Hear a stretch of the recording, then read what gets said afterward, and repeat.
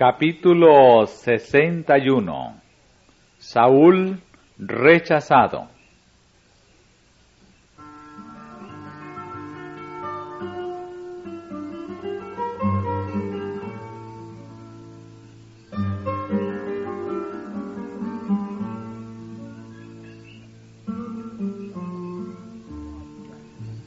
Saúl no había soportado la prueba de su fe en el lance dificultoso de Gilgal, y había deshonrado el servicio de Dios. Pero sus errores no eran todavía irreparables, y el Señor quiso concederle otra oportunidad para que aprendiera a tener una fe implícita en su palabra y a obedecer a sus mandamientos. Cuando fue reprendido por el profeta en Gilgal, no le pareció a Saúl que hubiera un gran pecado en la conducta que había seguido. Creyó que había sido tratado injustamente y, procurando vindicar sus acciones, presentó excusas por su error. Desde entonces tuvo muy pocas relaciones con el profeta. Samuel amaba a Saúl como a un hijo propio, mientras que Saúl, de temperamento osado y ardiente, había estimado mucho al profeta. Pero la reprensión de Samuel despertó su resentimiento, y desde entonces le evitaba en lo posible. Pero el Señor envió a su siervo con otro mensaje para Saúl. Por la obediencia podía probar todavía que era fiel a Dios y digno de ir a la cabeza de Israel. Samuel fue a donde estaba el rey y le entregó el mensaje del Señor. Para que el monarca pudiera comprender cuán importante es acatar el mandamiento, Samuel declaró expresamente que le hablaba por orden divina, por la misma autoridad que había llamado a Saúl al trono. El profeta dijo: Así ha dicho Jehová de los ejércitos: Acuérdome de lo que hizo Amalec a Israel, que se le opuso en el camino cuando subía de Egipto. Ve pues y hiérele a Amalec, y destruiréis en él todo lo que tuviere, y no te apiades de él. Mata hombres, mujeres, niños y mamantes, vacas y ovejas, camellos y asnos. Los amalecitas fueron los primeros que guerrearon contra Israel en el desierto, y a causa de este pecado, juntamente con la manera en que desafiaban a Dios y se envilecieron por la idolatría, el Señor, por medio de Moisés, había pronunciado sentencia contra ellos. Por instrucción divina quedó registrada la historia de su crueldad hacia Israel con la orden: raerás la memoria de Amalec de debajo del cielo, no te olvides. Durante 400 años se había postergado la ejecución de esta sentencia, pero los amalecitas no se habían apartado de sus pecados. El Señor sabía que esta gente impía raería, si fuera posible, su pueblo y su culto de la tierra. Ahora había llegado la hora en que debía ejecutarse la tan diferida sentencia. La paciencia de Dios hacia los impíos envalentona a los hombres en la transgresión, pero el hecho de que su castigo se demore no lo hará menos seguro ni menos terrible. Jehová se levantará como en el monte Perazín, como en el valle de Gabaón, se enojará para hacer su obra, su extraña obra, y para hacer su operación, su extraña operación. Para nuestro Dios misericordioso, el acto del castigo es un acto extraño. Vivo yo, dice el Señor Jehová, que no quiero la muerte del impío, sino que se torne el impío de su camino y que viva. El Señor es misericordioso y piadoso, tardo para la ira y grande en benignidad y verdad, que perdona la iniquidad, la rebelión y el pecado.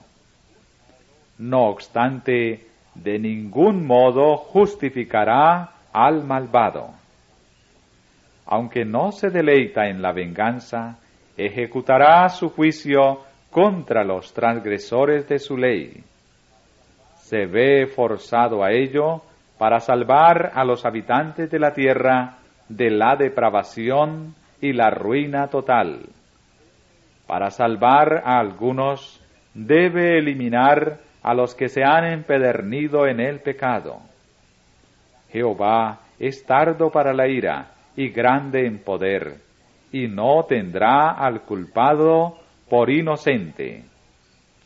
Mediante terribles actos de justicia, vindicará la autoridad de su ley pisoteada. El mismo hecho de que le repugna ejecutar la justicia atestigua la enormidad de los pecados que exigen sus juicios y la severidad de la retribución que espera al transgresor.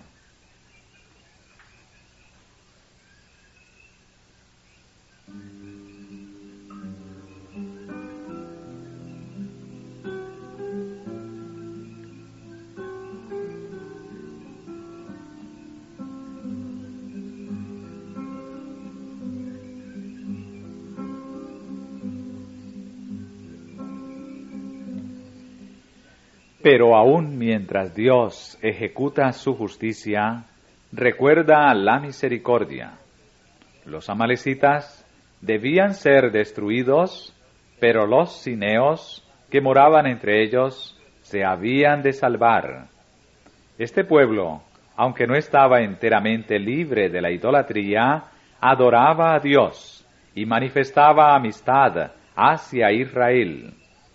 De esta tribu procedía el cuñado de Moisés, Obad, quien había acompañado a los israelitas en sus viajes por el desierto, y por su conocimiento del país les había prestado valiosos servicios. Desde que los filisteos fueron derrotados en Migmas, Saúl había guerreado contra Moab, Amón y Edom, como también contra los amalecitas y los filisteos, y donde quiera que dirigiera sus armas, ganaba nuevas victorias. Al recibir la orden de ir contra los amalecitas, enseguida proclamó la guerra. A su autoridad de rey se agregó la del profeta, y al ser convocados para la batalla, todos los hombres de Israel acudieron a su estandarte. Esta expedición no se había de emprender con un objeto de engrandecimiento personal. Los israelitas no habían de recibir ni el honor de la conquista, ni los despojos de sus enemigos. Debían emprender aquella guerra únicamente como un acto de obediencia a Dios, con el propósito de ejecutar el juicio de Él contra los amalecitas. Dios quería que todas las naciones contemplaran la suerte funesta de aquel pueblo que había desafiado su soberanía y que notaran cómo era destruido por el pueblo mismo que habían menospreciado.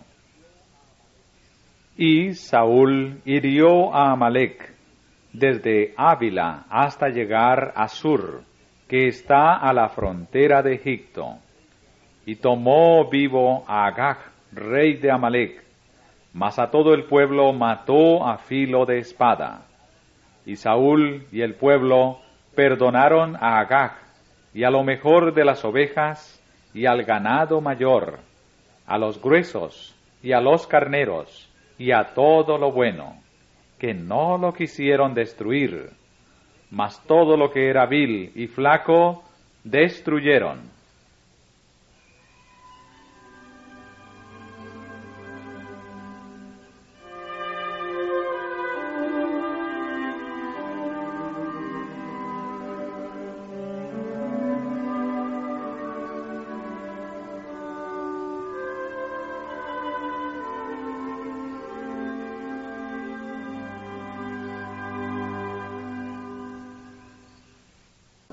La victoria contra los amalecitas fue la más brillante que Saúl jamás ganara, y sirvió para reanimar el orgullo de su corazón, que era su mayor peligro. El edicto divino que condenaba a los enemigos de Dios a la destrucción total no fue sino parcialmente cumplido.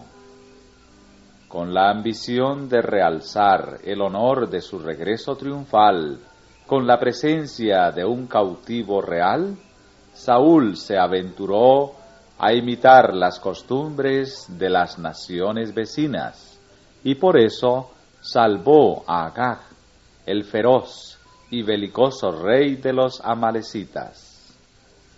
El pueblo se reservó lo mejor de los rebaños, manadas y bestias de carga, disculpando su pecado con la excusa de que guardaba el ganado para ofrecerlo como sacrificio al Señor.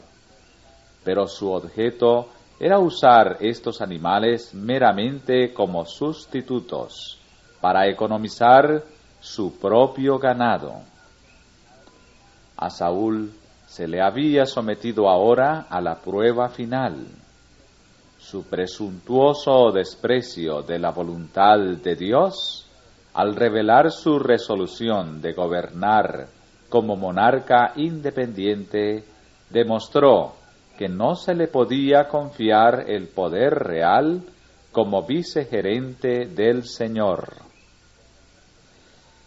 Mientras Saúl y su ejército volvían a sus hogares entusiasmados por la victoria, había profunda angustia en la casa de Samuel el profeta. Este había recibido del Señor un mensaje que denunciaba el procedimiento del rey. Pésame de haber puesto por rey a Saúl, porque se ha vuelto de en pos de mí, y no ha cumplido mis palabras. El profeta se afligió profundamente por la conducta del rey rebelde, y lloró y oró toda la noche, pidiendo que se revocara la terrible sentencia. El arrepentimiento de Dios no es como el del hombre. El vencedor de Israel no mentirá, ni se arrepentirá, porque no es hombre que se arrepienta. El arrepentimiento del hombre implica un cambio de parecer. El arrepentimiento de Dios implica un cambio de circunstancias y relaciones. El hombre puede cambiar su relación hacia Dios al cumplir las condiciones que le devolverán el favor divino, o puede, por su propia acción, colocarse fuera de la condición favorecedora. Pero el Señor es el mismo ayer y hoy y por los siglos. La desobediencia de Saúl cambió su relación para con Dios, pero quedaron sin alteración las condiciones para ser aceptado por Dios. Los requerimientos de Dios seguían siendo los mismos, pues en Él no hay mudanza ni sombra de variación.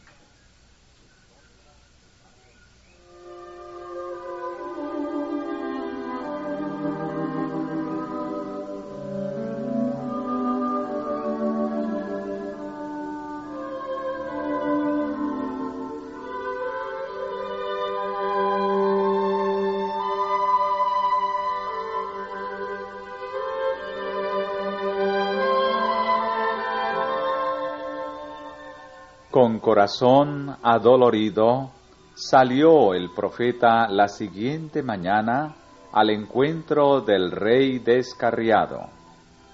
Samuel abrigaba la esperanza de que Saúl, al reflexionar, reconociera su pecado, y por el arrepentimiento y humillación fuese restaurado al favor divino. Pero cuando se ha dado el primer paso en el sendero de la transgresión, el camino se vuelve fácil. Saúl, envilecido por su desobediencia, vino al encuentro de Samuel con una mentira en los labios.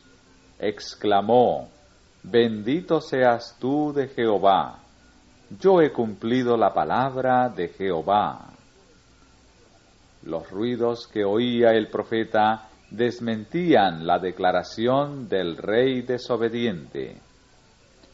A la pregunta directa: «Pues qué balido de ganados y bramido de bueyes es este que yo oigo con mis oídos?», contestó Saúl: «De Amalek los han traído, porque el pueblo perdonó lo mejor de las ovejas y de las vacas, para sacrificarlas a Jehová tu Dios, pero lo demás lo destruimos».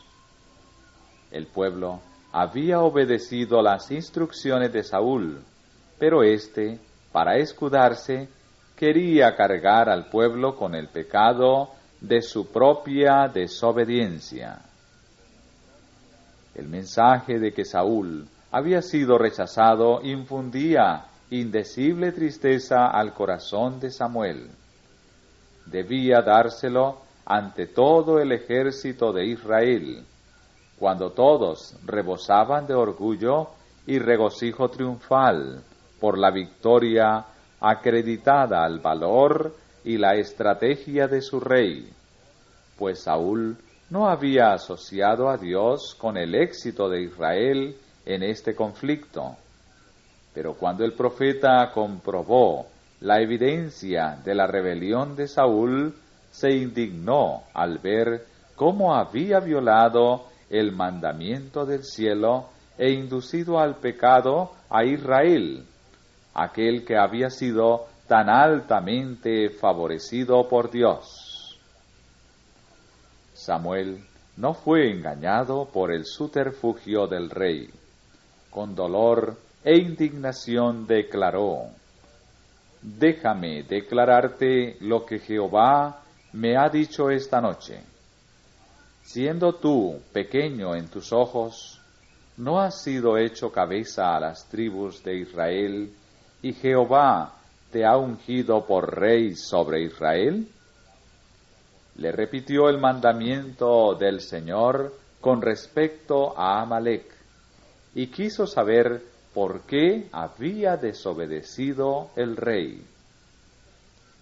Saúl persistió en justificarse: «Antes he oído la voz de Jehová, y fui a la jornada que Jehová me envió, y he traído a Agag, rey de Amalek, y he destruido a los amalecitas. Mas el pueblo tomó del despojo ovejas y vacas, las primicias del anatema, para sacrificarlas a Jehová tu Dios en Gilgal». Con palabras severas y solemnes el profeta deshizo su refugio de mentiras y pronunció la sentencia irrevocable: «¿Tiene Jehová tanto contentamiento con los holocaustos y víctimas como en obedecer a las palabras de Jehová?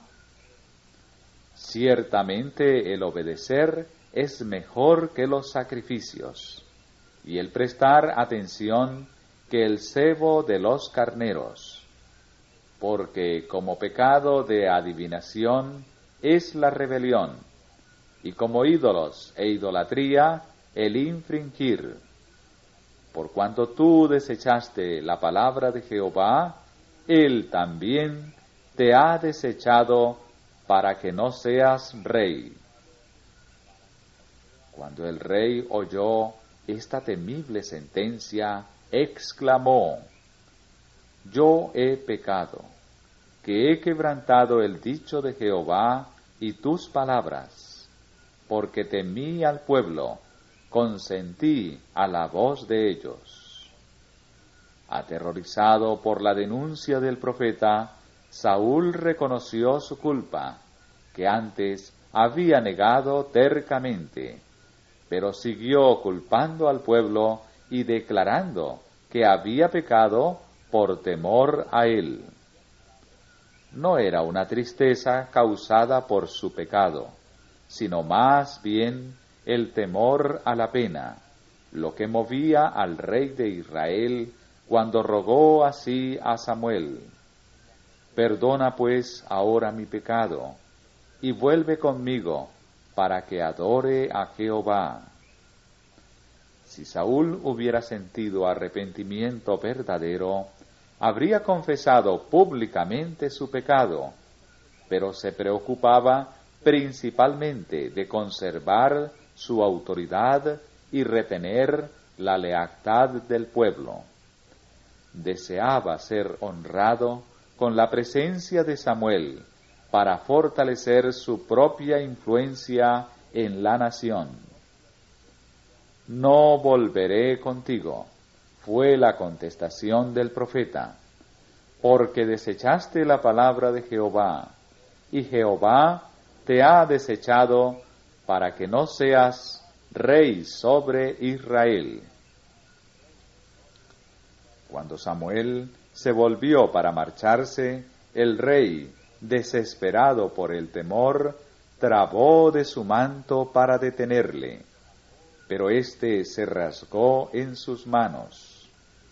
Declaró entonces el profeta: Jehová ha desgarrado hoy de ti el reino de Israel, y lo ha dado a tu prójimo mejor que tú.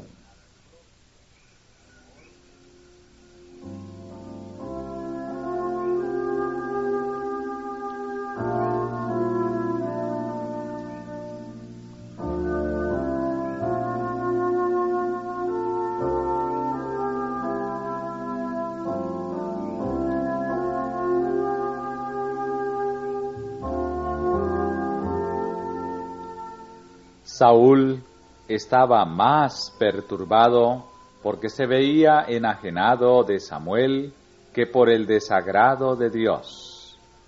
Sabía que el pueblo confiaba más en el profeta que en él mismo. Si por orden divina se ungía ahora a otro rey, comprendía Saúl que le sería imposible mantener su autoridad. Temía que si Samuel le abandonaba completamente se produjera una revuelta inmediata.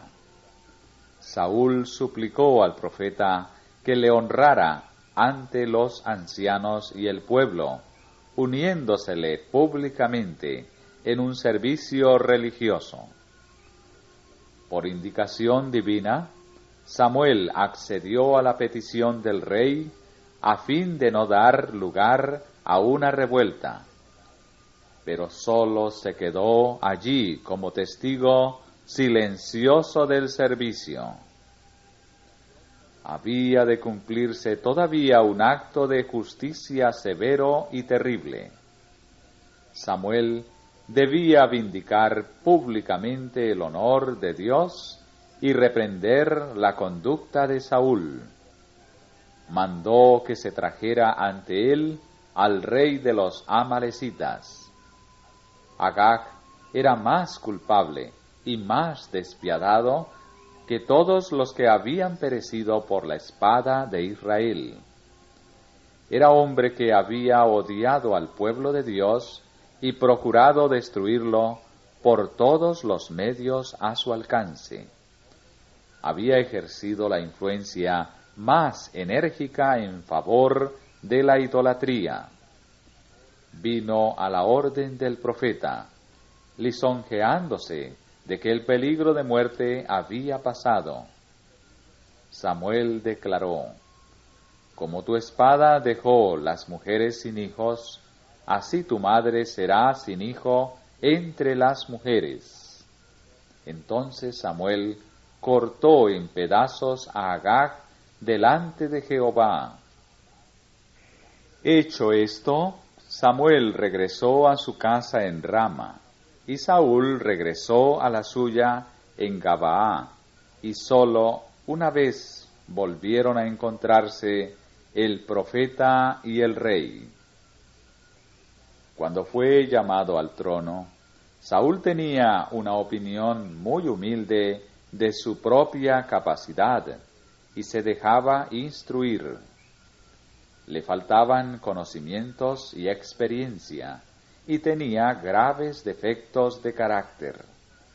Pero el Señor le concedió el Espíritu Santo para guiarle y ayudarle y le colocó donde podía desarrollar las cualidades requeridas para ser soberano de Israel. Si hubiera permanecido humilde, procurando siempre ser dirigido por la sabiduría divina, habría podido desempeñar los deberes de su alto cargo con éxito y honor. Bajo la influencia de la gracia divina, toda buena cualidad habría ido ganando fuerza, mientras que las tendencias pecaminosas habrían perdido su poder. Tal es la obra que el Señor se propone hacer en beneficio de todos los que se consagran a Él. Son muchos los que Él llamó a ocupar cargos en su obra porque tienen un espíritu humilde y dócil. En su providencia los coloca donde pueden aprender de Él. Les revelará los defectos de carácter que tengan, y a todos los que busquen su ayuda les dará fuerza para corregir sus errores. Pero Saúl se vanaglorió de su ensalzamiento y deshonró a Dios por su incredulidad y desobediencia. Aunque al ser llamado a ocupar el trono era humilde y dudaba de su capacidad, el éxito le hizo confiar en sí mismo. La primera victoria de su reinado encendió en su corazón aquel orgullo que era su mayor peligro. El valor y la habilidad militar que manifestó en la liberación de Jabes Galaad despertaron el entusiasmo de toda la nación. El pueblo honró a su rey, olvidándose de que no era sino el agente por medio de quien Dios había obrado. Y aunque al principio Saúl dio toda la gloria a Dios, más tarde se atribuyó el honor. Perdió de vista el hecho de que dependía de Dios y en su corazón se apartó del Señor. Así se preparó para cometer su pecado de presunción y sacrilegio en Gilgal. La misma confianza ciega en sí mismo le condujo a rechazar la reprensión de Samuel. Saúl reconocía que Samuel era un profeta enviado de Dios. Por consiguiente, debiera haber aceptado el reproche, aunque él mismo no pudiese ver que había pecado. Si se hubiera demostrado dócil para ver y confesar su error, esta amarga experiencia le habría resultado en una salvaguardia para el futuro.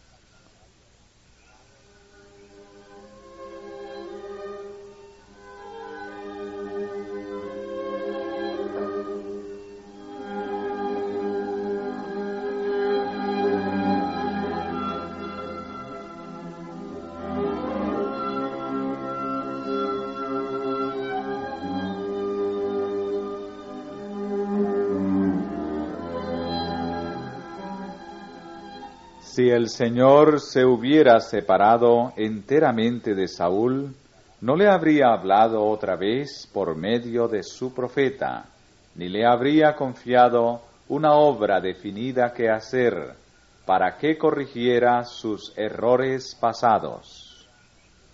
Cuando un profeso hijo de Dios se vuelve descuidado en el cumplimiento de la voluntad de su Padre e induce así a otros a que sean irreverentes y desprecien los mandamientos de Dios, hay todavía una posibilidad de que sus fracasos se truequen en victorias si tan solo acepta la reprensión con verdadera contrición de alma y se vuelve hacia Dios con humildad y fe.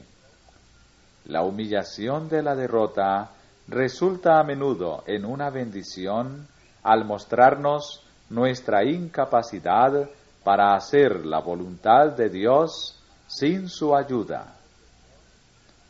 Cuando Saúl se desvió de la reprensión que le mandó el Espíritu Santo de Dios y persistió en justificarse obstinadamente, rechazó el único medio por el cual Dios podía obrar para salvarle de sí mismo. Se había separado voluntariamente de Dios. No podía recibir ayuda ni dirección de Dios antes de volver a Él mediante la confesión de su pecado. En Gilgal, Saúl había aparentado ser muy concienzudo cuando ante el ejército de Israel ofreció un sacrificio a Dios. Pero su piedad no era genuina. Un servicio religioso realizado en oposición directa al mandamiento de Dios sólo sirvió para debilitar las manos de Saúl y le colocó en una posición tal que no podía recibir la ayuda que Dios quería tanto otorgarle. En la expedición contra Amalec, Saúl creyó que había hecho cuanto era esencial entre todo lo que el Señor le había mandado. Pero al Señor no le agradó la obediencia parcial, ni quiso pasar por alto lo que se había descuidado por un motivo tan plausible. Dios no le ha dado al hombre la libertad de apartarse de sus mandamientos. El Señor había declarado a Israel: no haréis cada uno lo que le parece, sino guarda y escucha todas estas palabras que yo te mando. Al decidir sobre cualquier camino a seguir, no hemos de preguntarnos si es previsible que de él resultará algún daño, sino más bien si está de acuerdo con la voluntad de Dios. Hay camino que al hombre parece derecho, empero su fin son caminos de muerte. El obedecer es mejor que los sacrificios. Las ofrendas de los sacrificios no tenían en sí mismas valor alguno a los ojos de Dios. Estaban destinadas a expresar por parte del que las ofrecía arrepentimiento del pecado y fe en Cristo, y a prometer obediencia futura a la ley de Dios. Pero sin arrepentimiento, ni fe ni un corazón obediente, las ofrendas no tenían valor. Cuando, violando directamente el mandamiento de Dios, Saúl se propuso presentar en sacrificio lo que Dios había dispuesto que fuese destruido, despreció abiertamente la autoridad divina. El sacrificio hubiera sido un insulto para el cielo. No obstante, conocer el relato del pecado de Saúl y sus resultados, ¿cuántos siguen una conducta parecida? Mientras se niegan a creer y obedecer algún mandamiento del Señor, perseveran en ofrecer a Dios sus servicios religiosos formales. no responde el Espíritu de Dios a tal servicio. Por celosos que sean los hombres en su observancia de las ceremonias religiosas, el Señor no las puede aceptar si ellos persisten en violar deliberadamente uno de sus mandamientos. Como pecado de adivinación es la rebelión, y como ídolos e idolatría el infringir. La rebelión tuvo su origen en Satanás, y toda rebelión contra Dios se debe directamente a las influencias satánicas. Los que se oponen al gobierno de Dios se han aliado con el caudillo de los apóstatas, y éste ejercerá su poder y astucia para cautivar los sentidos de ellos y descarriar su entendimiento. Hará que todo aparezca bajo una luz falsa. Como nuestros primeros padres, los que están bajo el dominio de su hechizo, ven sólo los grandes beneficios que han de recibir por su transgresión.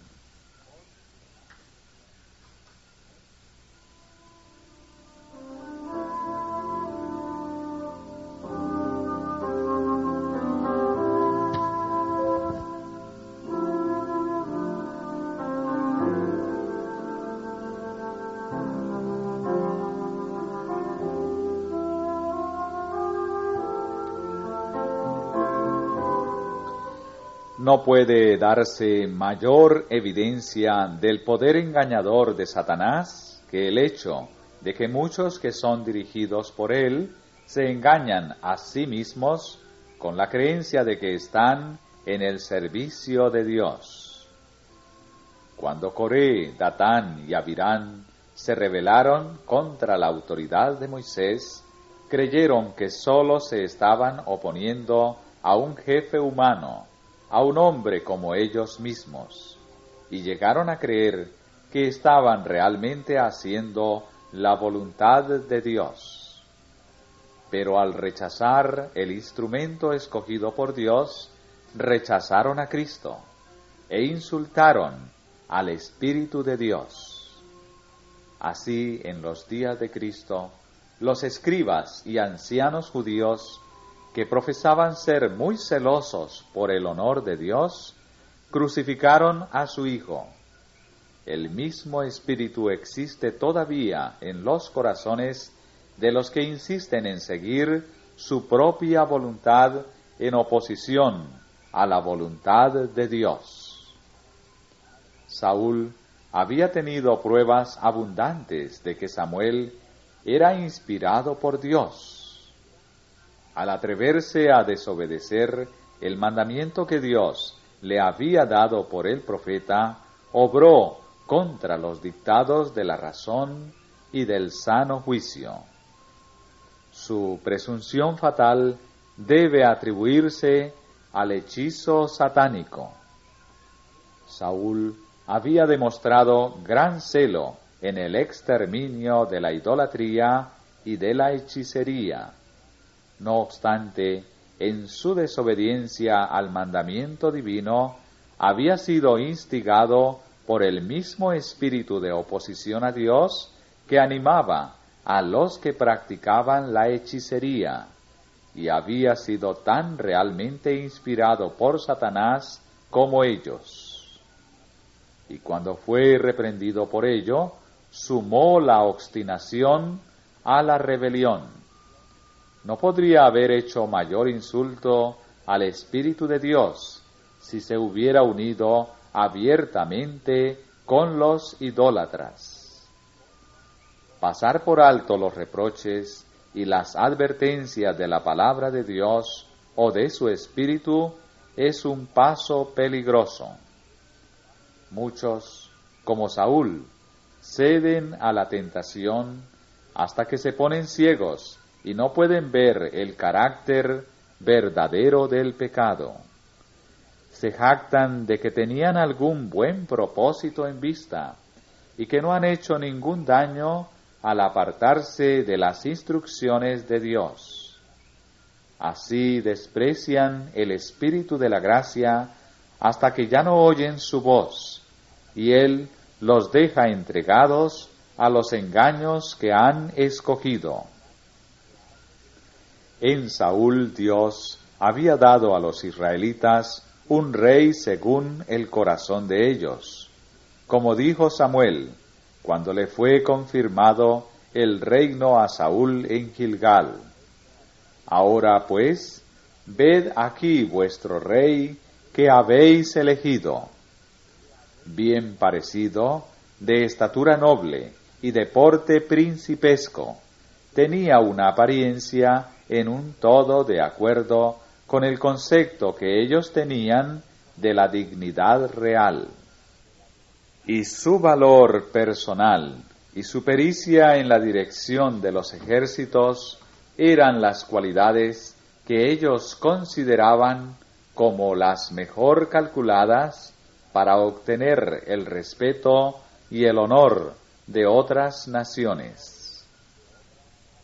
Les interesaba muy poco que su rey tuviera las cualidades superiores que eran las únicas capaces de habilitarle para gobernar con justicia y con equidad. No pidieron un hombre que tuviera verdadera nobleza de carácter y que amara y temiera a Dios.